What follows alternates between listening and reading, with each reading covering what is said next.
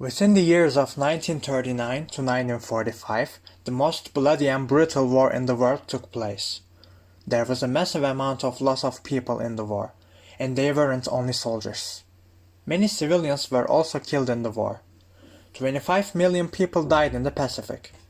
Every front line of the war was brutal in terms of human rights, but on the Pacific Ocean there was another level of brutality. Japan and the US armies battled for the small islands of Japan at first, but in the end, the US was planning to invade the whole of Japan. There was a tough war on the land and the air. There were two groups in the war, the Axis and the Allies. Japan was on the Axis side with Nazi Germany and Italy. They were ruled by fascist leaders. The US was on the Allies side with France, Great Britain, the Soviet Union and China. World War II broke out in Europe at first. Japan and the US weren't in the war at the beginning, but Japan's expansion policies towards Western Pacific were disturbing the US. Japan invaded some parts of China. While they were invading China, they killed many civilians and committed many war crimes. Because of these aggressive actions from Japan, the US decided to impose an embargo on Japan, and it led to the oil crisis. Japan had two options. Either they attack the US and go into a war against them, or they stop applying aggressive policies and accept the demands of the US. They selected war against the US and attacked them. Their first attack was unexpected. The US expected them to attack the Philippines, which was under the control of the US, but they attacked the US Navy base in the Pacific named Pearl Harbor on the Hawaii Islands on the 7th of December 1941. After this devastating and surprising attack, the US declared war against Japan, and the war on the Pacific officially started. The US Navy took important damage in this attack, so Japan started to invade East Asia. Everything was going in favor of Japan, but in the Battle of Midway, their destiny changed. This is one of the most important turning points for World War II. It seemed like Japan was winning the war until the Battle of Midway. Japanese soldiers knew that they had to destroy all of the US navies for securing their lands, so they planned to lay an ambush to destroy them on Midway Island, but they failed, and they lost a big amount of their navy forces. The US took the lead in the war. These fights weren't the bloodiest wars in the Pacific. It was just the beginning. Due to the lack of navy forces in Japan, wars were moved to the land. On the small islands of Japan, there were brutal wars. Soldiers were using flamethrowers and many kinds of destructive weapons. They tortured to intimidate the enemy, so there were many soldiers and civilians killed on the islands. Soldiers were fighting with each other under tough conditions. Japan was going to lose Pacific War against the US, but they weren't expecting that they were losing. Surrendering was not an option for them, because it was opposed to their culture. On the other hand, the Japanese government was manipulating the information while they were informing their society, so Japanese people were assuming that they were winning the war. Even if they were struggling with poverty because of the war, they were showing great resistance. During the time of the Pacific War, the US was ruled by Roosevelt, and the Japanese emperor was Hirohito. Japanese people were loyal to their emperor, because they were seeing their emperor as a son of God. Hirohito was sacred for Japanese people, whereas he wasn't paying attention to the war.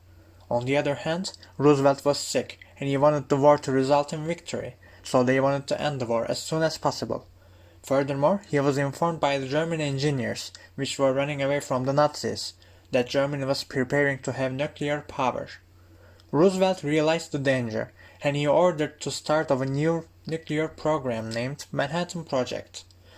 That was a top-secret project, so even Roosevelt's assistants didn't know this information. At the end of the war, Germany lost and surrendered. Therefore, there was only Japan left on the Axis side, so the pressure that Japan feels increased so much. For many important Japanese people, surrendering wasn't still an option. According to their belief, if the US wanted to end this war, they needed to invade all of Japan and take over the emperor's palace, so they were preparing for resistance, including whole people living in Japan. Even children were educated like a soldier in their schools. If the US decided to attack Tokyo, they had to risk many of their soldiers' lives. Because of that, the US bombarded Japanese cities to discourage Japanese people and waited for them to surrender. While soldiers were in the war, they received sad news from the US. Roosevelt died before the end of the war. Truman was the new president of the United States.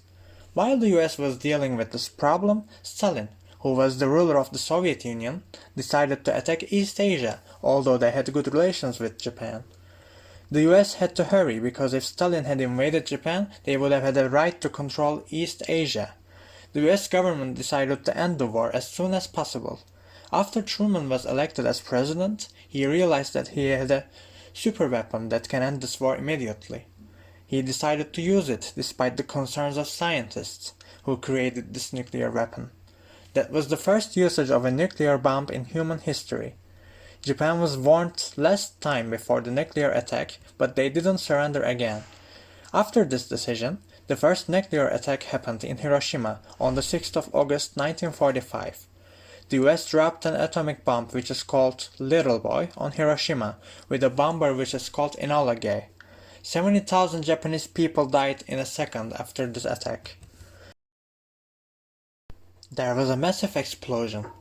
Japanese government thought that it was like a normal bomb, so they didn't surrender, but this bomb turned people to dust. People who survived this attack were burned, therefore, the number of people who died in this attack increased to 90,000. The US was prepared for another nuclear attack to make the Japanese government surrender. They dropped another atomic bomb on Nagasaki on the 9th of August 1945. This bomb was more powerful than the bomb dropped in Hiroshima. 80,000 people died at that moment.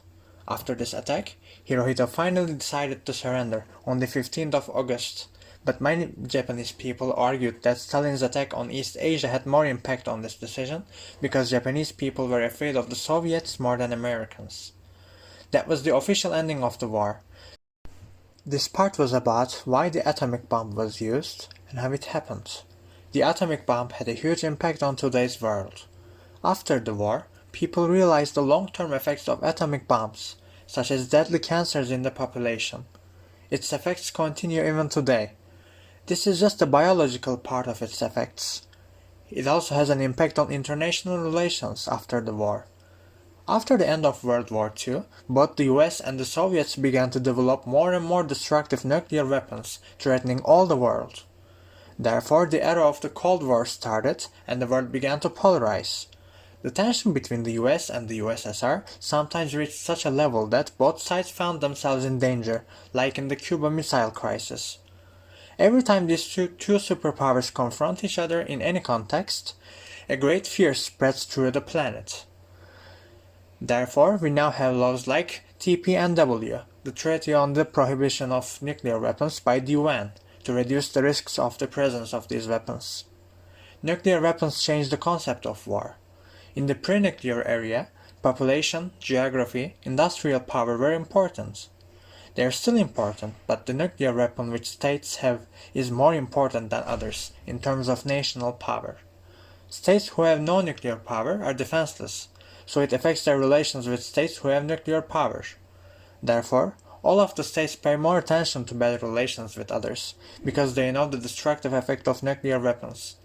Today, states are using their nuclear power to discourage their enemies, so wars don't generally take place in the war field anymore.